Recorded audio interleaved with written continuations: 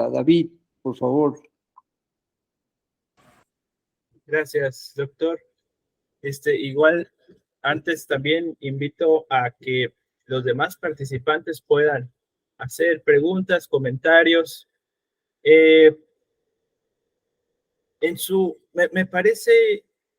Me parecería interesante, doctor Capetillo, en su libro La emergencia del psicoanálisis en México, hace una diferenciación, ¿no? Tanto en etapas para que ocurra esta emergencia, ¿no? La recepción, implantación e institucionalización, pero también distingue entre freudismo y psicoanálisis, ¿sí?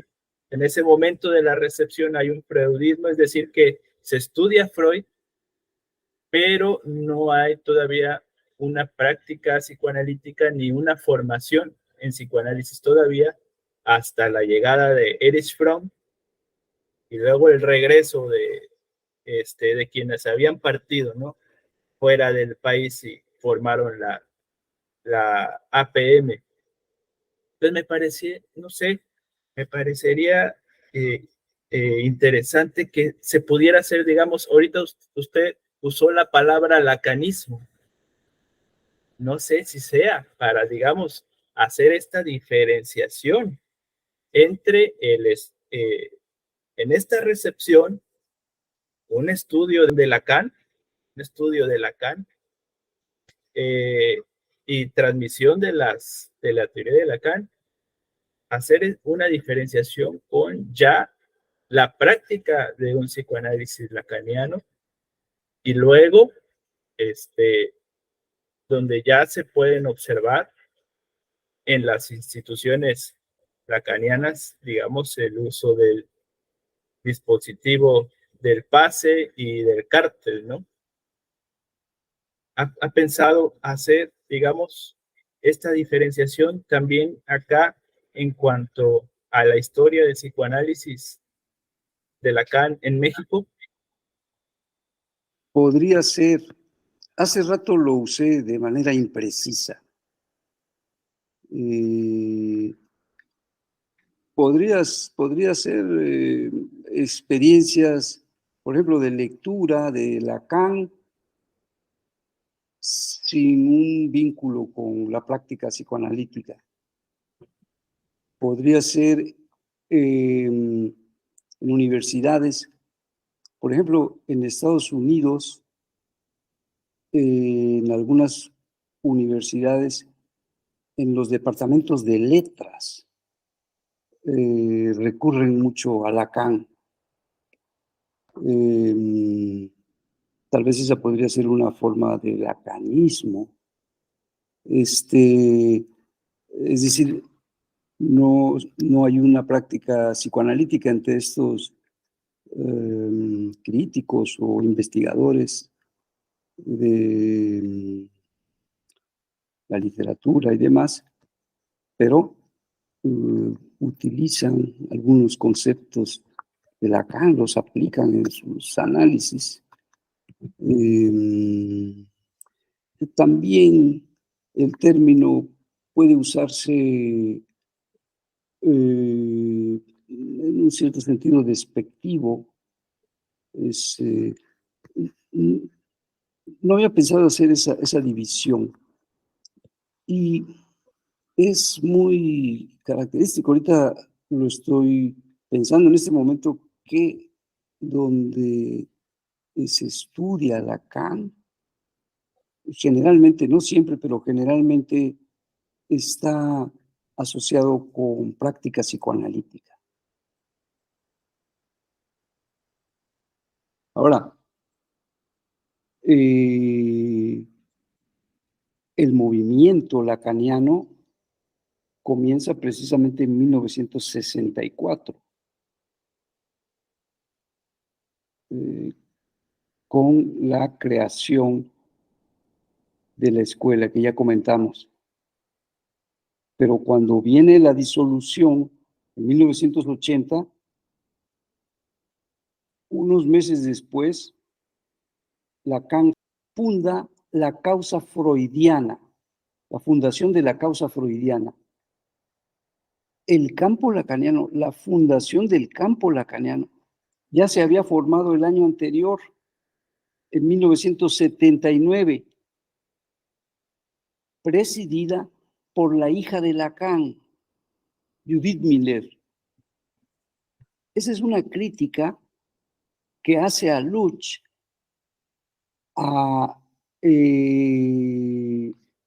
al traspaso familiar que hace Lacan de la escuela psicoanalítica. Es decir, en el 80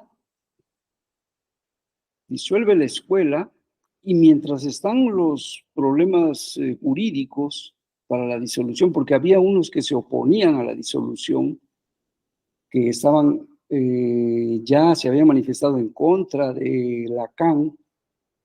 Por ejemplo, Dolto no estuvo de acuerdo, pero había otros que sí estaban por la disolución, que eran la mayoría. Y entonces, mientras se daban esos asuntos jurídicos, Lacan funda la causa freudiana, que después se convertirá en la escuela de la causa freudiana. Es decir, al año siguiente, en 1981, la escuela de la causa freudiana. Entonces aquí tenemos ya algunos términos que hay que tomar en cuenta en el momento en que uno utilice una determinada categoría. Si hablamos, por ejemplo, del campo lacaniano, podemos hablar del campo lacaniano en un sentido general, o sea, como siendo aquel que comprende la actividad, las prácticas de los psicoanalistas que se reconocen como lacanianos, pero ya hay incluso jurídicamente una fundación del campo lacaniano, que es más específico. Y después viene como decía, en 1981, la fundación de la Escuela de la Causa Freudiana, en donde asigna a Miller, que es su yerno, una función directiva fundamental. Entonces se forma la Escuela de la Causa Freudiana y se da todo un movimiento impresionante. Aquí hay una cosa interesante, porque Rudinesco, en su libro de la historia del psicoanálisis en Francia, en el tomo 3, justamente cuando habla del estallido de la escuela freudiana de París, de la disolución, presenta los años anteriores a esto, 75, 76, 77, 78, más 79, en donde las luchas se iban agudizando y, por lo menos así como lo presenta Rudinesco, un Lacan derrotado. O sea, un Lacan incluso ya pues cercano a los 80, 77, 78 años, que lo presenta Rudinesco como abrumado por las discusiones, por la situación que prevalecía en la escuela freudiana de París y además con las divisiones que se estaban dando con respecto a la teoría, las diferentes posiciones. Incluso algunas de las divisiones estaban en función de qué Lacan estaban hablando. Por ejemplo, algunos grupos habían preferido, digamos, posicionarse, identificarse con el Lacan del significante y otros con el Lacan de los nudos.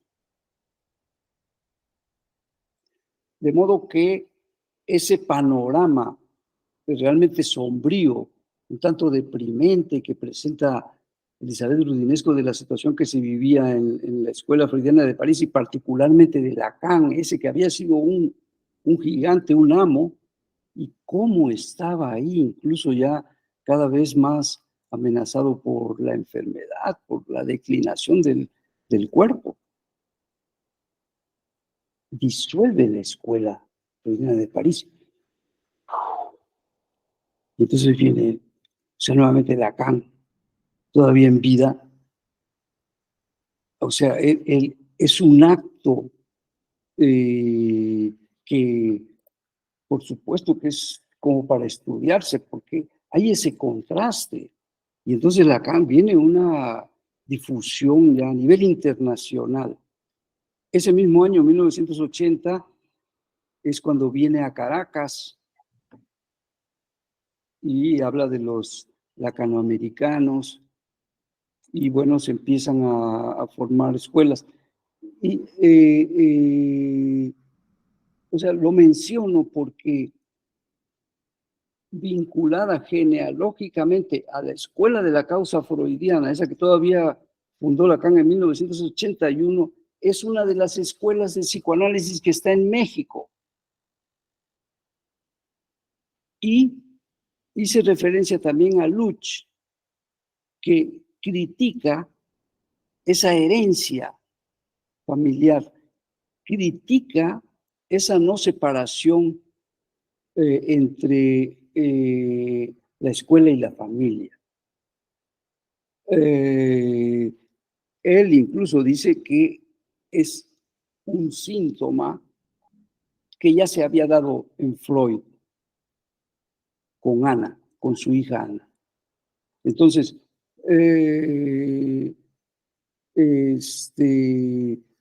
es una de las razones por las cuales hay división, forman otra escuela, pero unos pocos años después. Yo les estoy comentando con el 81 es que Lacan funda la escuela de la causa freudiana, y en el 85 la École Lacanienne de psicoanálisis. En el 85 Jean Aluch es el, digamos, de los principales, Eric Porch es otro, Guy Legoffet, y ahí participan en la fundación en París Marcelo Pasternak y Miguel Sosa, estos argentinos que estaban en México, cordobeses, que como a partir del 76 empezaron a estudiar a profundidad los seminarios de Lacan, que se conocieron en la revista Litoral, que sacaban a Luch y su grupo, establecieron contacto y pues estuvieron en la fundación de la École. O sea, es la primera que hay en México, justamente en los años que había esa, pues era una pugna, era una lucha con, como bien decía Eva María, en el otro lado, los de la fundación. Adelante, Carlos Llanes. Buenas noches, gracias por la invitación, muy interesante la plática. Nada más quería comentarles algunas cositas referente a cómo nos va acá en Monterrey con la recepción de Lacan, que tiene que ver con todo lo que está comentando el maestro.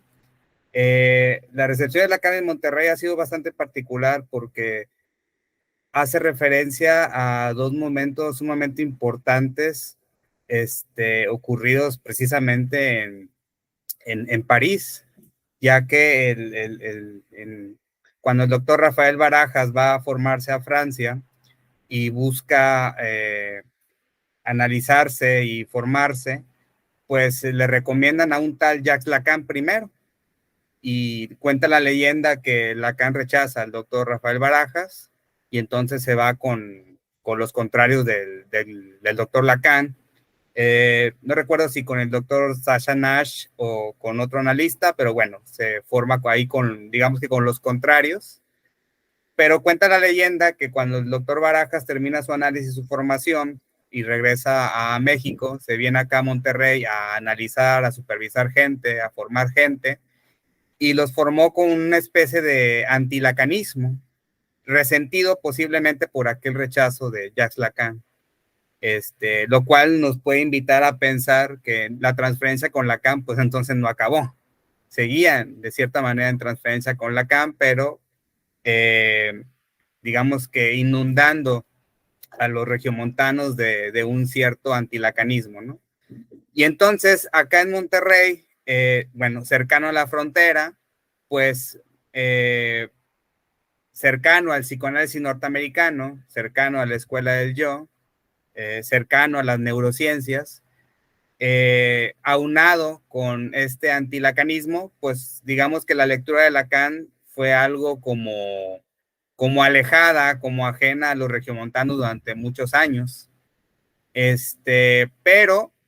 Pero hubo un momento importante también en la historia del psicoanálisis en Monterrey, que fue que a partir de la fundación de la maestría de psicoterapia psicoanalítica acá en la Universidad Autónoma, uno de los maestros invitados por el doctor Teófilo de la Garza fue precisamente Miguel Felipe Sosa. Y entonces con Miguel Felipe Sosa pareciera que hay una relectura y un encuentro más amistoso con la lectura de Lacan. Miguel Felipe Sosa, después Daniel Gerber, entre otros analistas con lectura lacaniana, vinieron como a refrescar la lectura de Lacan acá en Monterrey y quitar esos viejos fantasmas que inundaron esta cuestión por las cuales pasó al parecer el doctor Barajas, ¿no?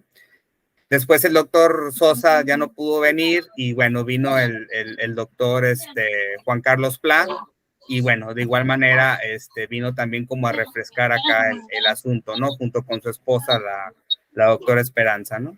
Y entonces, no sé cómo será en los otros estados. Acá en Monterrey tuvimos esa particularidad, ¿no? Del desencuentro o el desencanto del doctor Barajas, que vino como a inundarnos de antilacanismo, pero el rescate de la lectura por medio del doctor Miguel Sosa, que a su vez, bueno, impulsó a varios colegas de acá a integrarse a la École Lacanienne de Psicanálisis. Y bueno, eran nada más estas cosas que quería compartir. Muy bien, muy bien. ¿Puedo hacer un comentario, doctor Juan Capetillo? A propósito de Felipe Sosa, que usted también comentaba, es esto que usted nos narraba de los conflictos en París, de la disolución de la escuela y de cómo después Miller se queda, digamos, con todo el legado lacaniano, pues además con mucha autoridad, ¿no? Y familiar acerca del legado lacaniano. ¿Cómo parece que eso mismo se reproduce en algún sentido en México? En esta división, en esta confrontación, o en esta diferencia más bien, entre la fundación de Néstor Brownstein y la fundación del École Lacanienne. Felipe Sosa, mencionaba usted algo interesante, porque él hace unos planteamientos bastante polémicos, por ejemplo, acerca de que Néstor Brownstein nunca se analizó y sin embargo llegó a analizar, ¿no? Esa es una cosa polémica que ha manejado Felipe Sosa, pero también hay una cosa interesante, muy interesante que él menciona, y es cómo con la creación de la fundación también se abre una nueva manera de aprender psicoanálisis, aprenderlo además como una cosa solamente teórica, sin que se tenga la responsabilidad de la formación de los analistas. Entonces, eso también lo comenta él, cómo en México se inaugura esta forma que no existía por lo menos en América Latina, donde se crea una maestría en teoría psicoanalítica, pero ya no está el compromiso de la formación de los analistas. Y esto, dice Felipe Sosa, se inaugura con Brownstein, y entonces la manera en cómo se hace psicoanálisis en México, dice él, tiene muchos hierros. Por ejemplo, de la creación de esta maestría, así como tiempo antes, bueno, la formación psicoanalítica con el grupo de Fromm. Sí,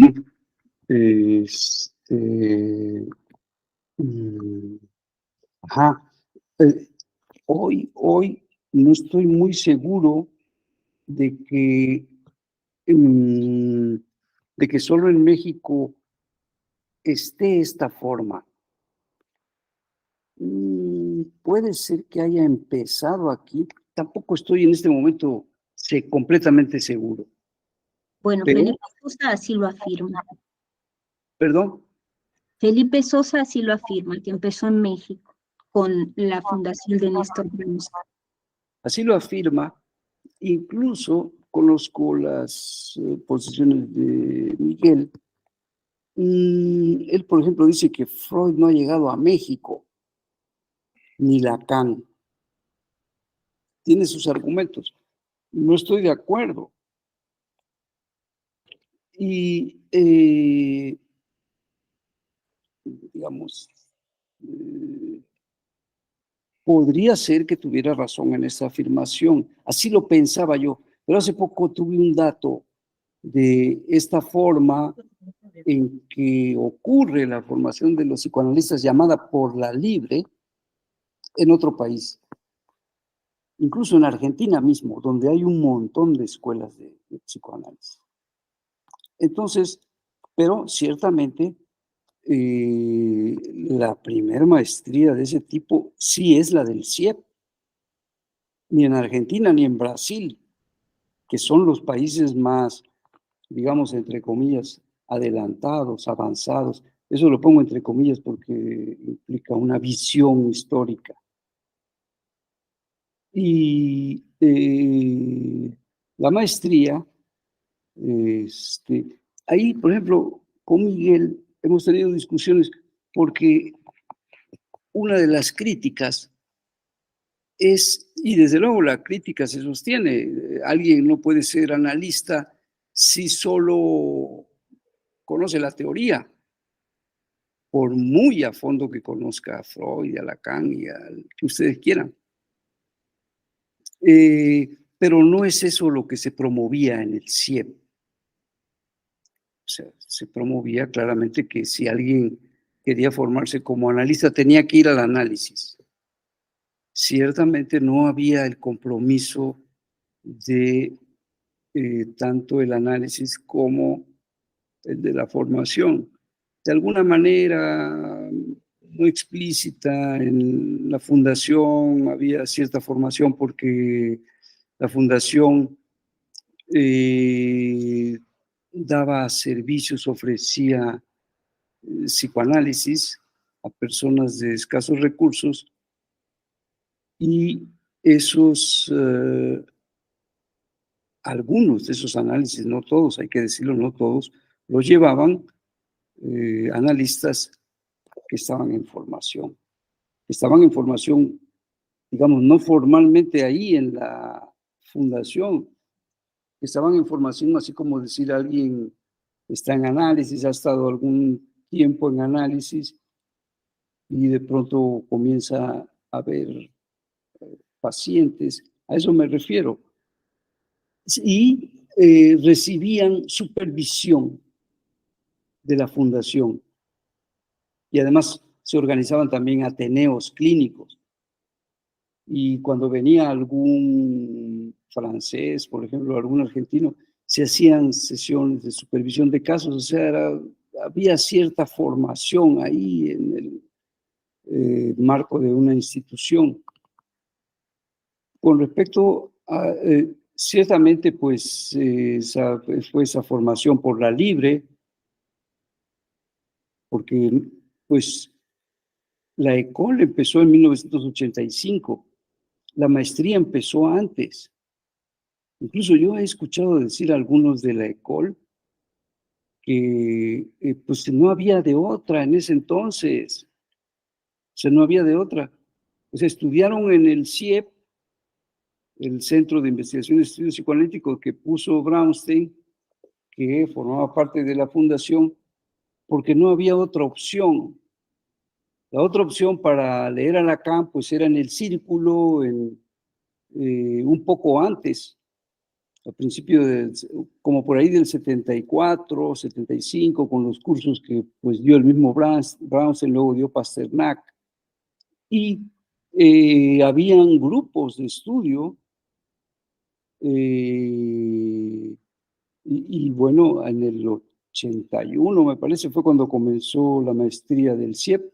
No había otra cosa, claro, estaban las instituciones oficiales del psicoanálisis, ¿no? La APM, los fromianos, y ciertamente el círculo es el que tenía más apertura para leer a Lacan, porque los de la APM, como mencionaba Carlos Llanes, tenían no solo el doctor Barajas, sino que era más o menos generalizado el rechazo.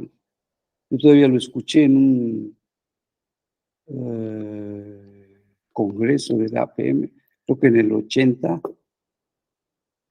despotricó en contra de Lacan, pero de la manera más enfática. Entonces, pues, la ECOL empieza en el 85 y pues lo mejor, sin la menor duda, lo mejor para formarse como psicoanalista es en una escuela de psicoanálisis. Es decir, si alguien se quiere formar en el psicoanálisis con la perspectiva de Lacan, ¿verdad? Porque hay otras instituciones. Lo mejor es en una escuela. La ECOL empieza en el 85. En el 2014 aparece la NEL, la nueva escuela lacaniana, esa que está vinculada con la Asociación Mundial de Psicoanálisis, que preside Milet. Llegó muy tardíamente a México, ¿no? La escuela de Miller. Sí. Sí. Ahí, en ese entonces,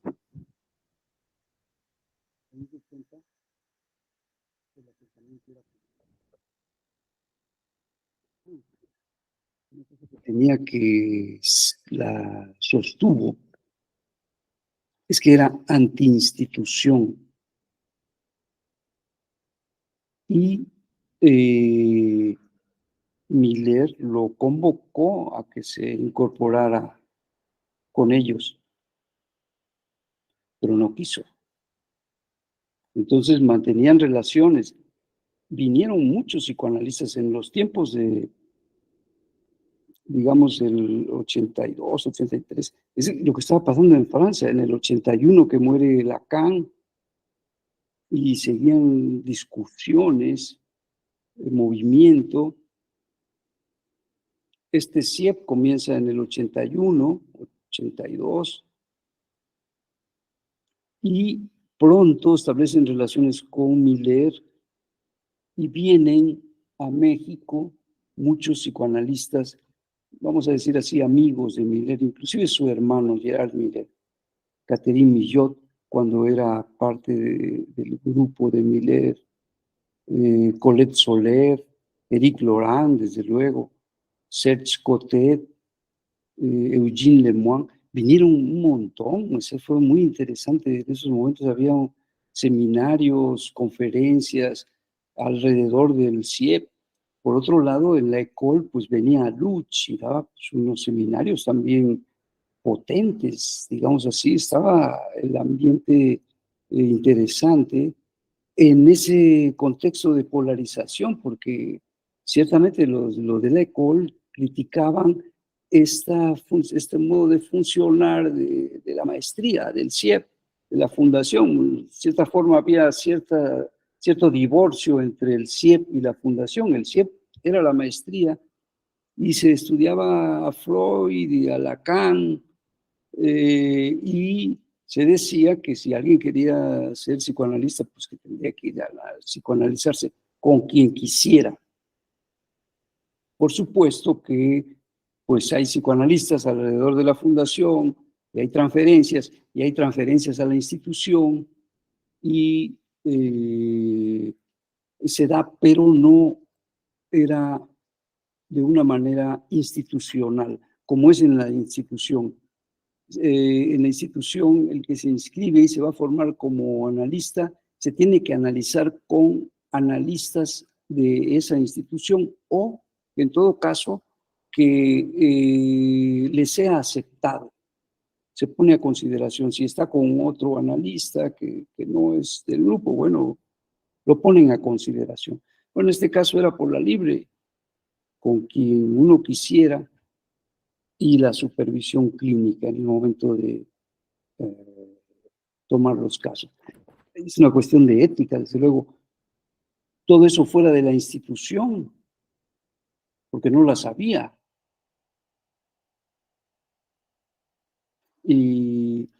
Y la relación con Miller, con la escuela de la causa freudiana, fue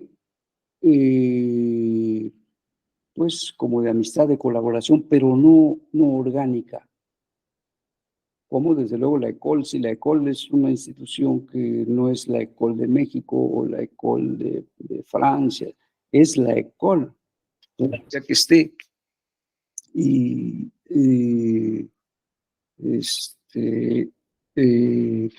Colette Soler, precisamente, ya que la mencioné, que vino varias veces a México, muy cercana a Lacan, es de las primeras jefas, digamos así, de la escuela de la causa freudiana. Tiene un puesto directivo, es amiga de Miller y por varios años trabajan juntos con Éric Laurent. Éric Laurent y Miller es una relación de muchos años y la imagino muy estrecha. Colette Soler era cercano a ellos, pero vino una división, como por ahí del 88, 1988 empezó. Se prosiguió, se fue ahondando cada vez más. Colette Soler continuó ahí. O sea, ya para entonces, la Escuela de la Causa Freudiana se funda también en Argentina, la Escuela de Orientación Lacaniana. En España se funda, más bien en Europa, la Escuela Europea de Psicoanálisis, y en Brasil también fundan una escuela. O sea, Miller tiene una actividad asociativa intensa y efectiva, eficaz. Forma 5 escuelas de psicoanálisis en Europa y en Sudamérica, y después de eso funda la Asociación Mundial de Psicoanálisis. Y la mirada es una estructura o una institución analítica alternativa a la IPA, que pudiera, digamos así, hacerle frente. Entonces, y bueno, Colette Soler participa de ese movimiento varios años, hasta que rompen. ¿Por qué lo traigo a colación? Si quieren ustedes, con este punto cerramos o podemos seguir otro rato. Yo no tengo problema, pero al menos esta intervención, porque tiene que ver con México también.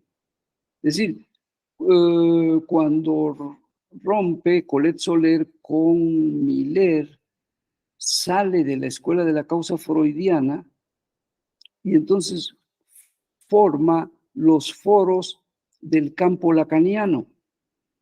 Los foros del campo lacaniano en París, en Buenos Aires, me parece que en Río de Janeiro también, y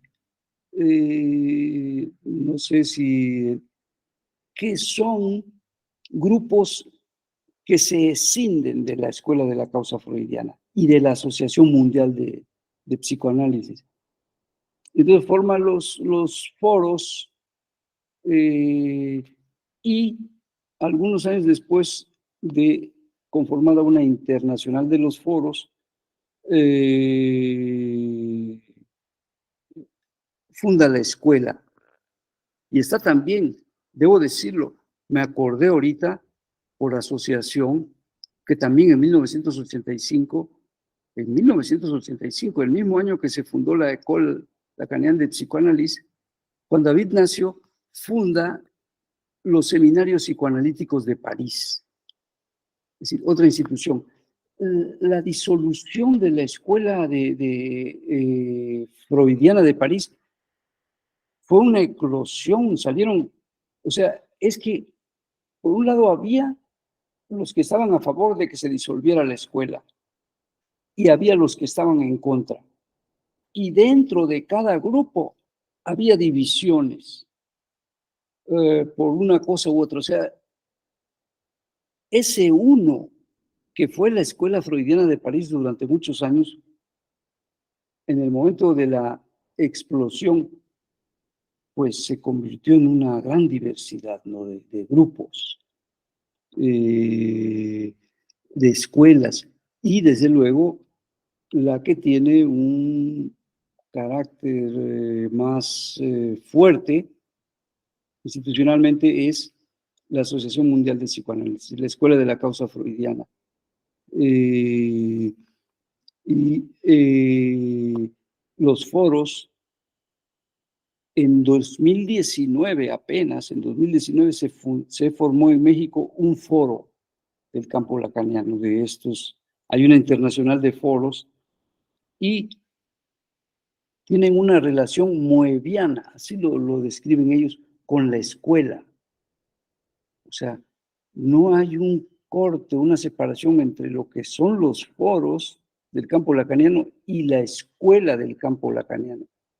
Lo que pues permite pensar que probablemente pronto se hable de otra escuela de psicoanálisis en nuestro país.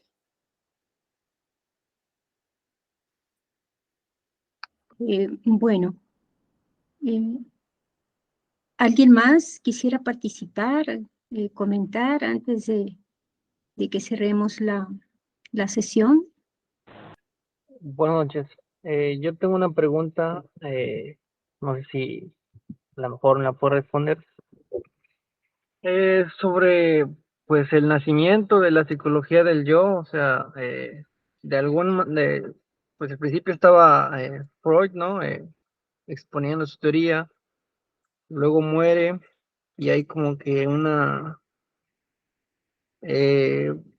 involución, digamos, del psicoanálisis, y empiezan a surgir otro tipo de teorías más superficiales, llega la psicología del yo y empiezan a dejar de lado lo que es Freud. Yo doy clases en una escuela y cuando vemos el tema de psicoanálisis, aparte de ver a Freud, también vemos otros autores que poco tienen que ver con la teoría freudiana. Vemos a Erich Fromm, a Erik Erikson,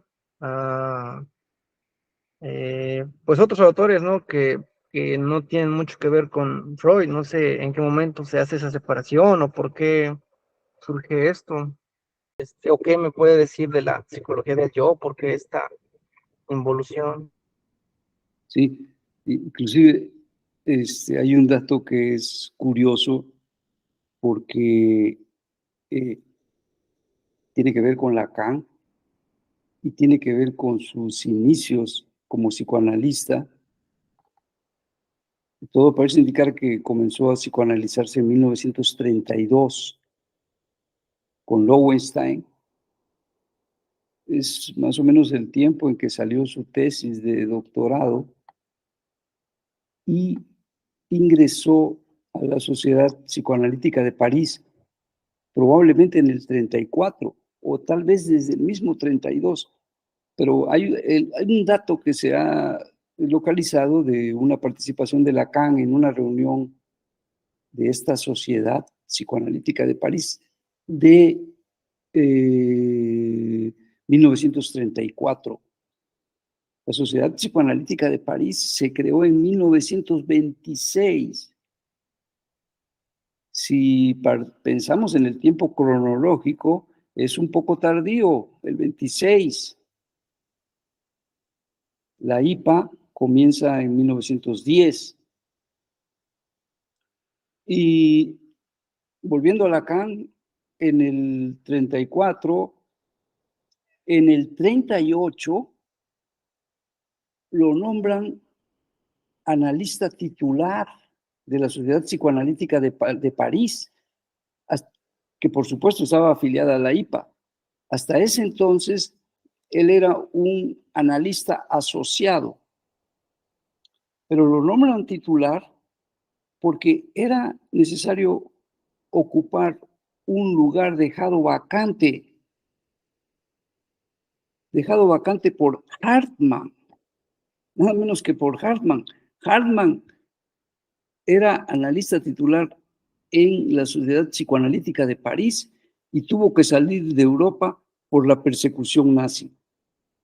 Se va a los Estados Unidos. Lowenstein, el analista de Lacan, se opuso tajantemente a que le dieran ese sitio a Lacan, que es quien se encargó de cuestionar pues esta estrategia del psicoanálisis del yo.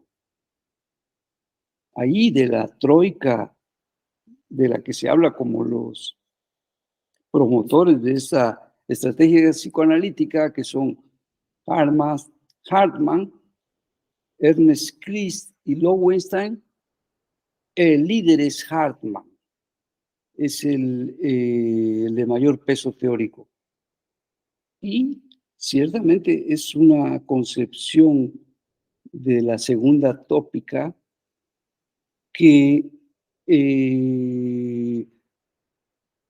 tuvo una fuerza impulsada por, en cierta forma, por algo exterior y no al psicoanálisis.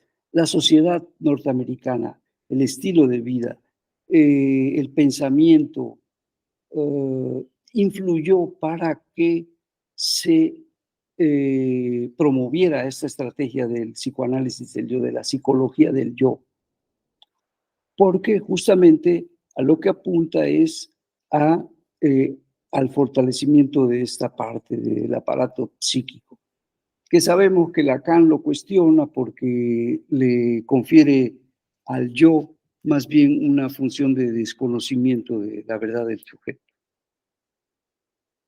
Esto podría comentar por ahora Forti Juárez con respecto a tu pregunta, pero si quieres continuar en el diálogo con algún otro comentario o pregunta, adelante. Ok, sería todo. Muchas gracias.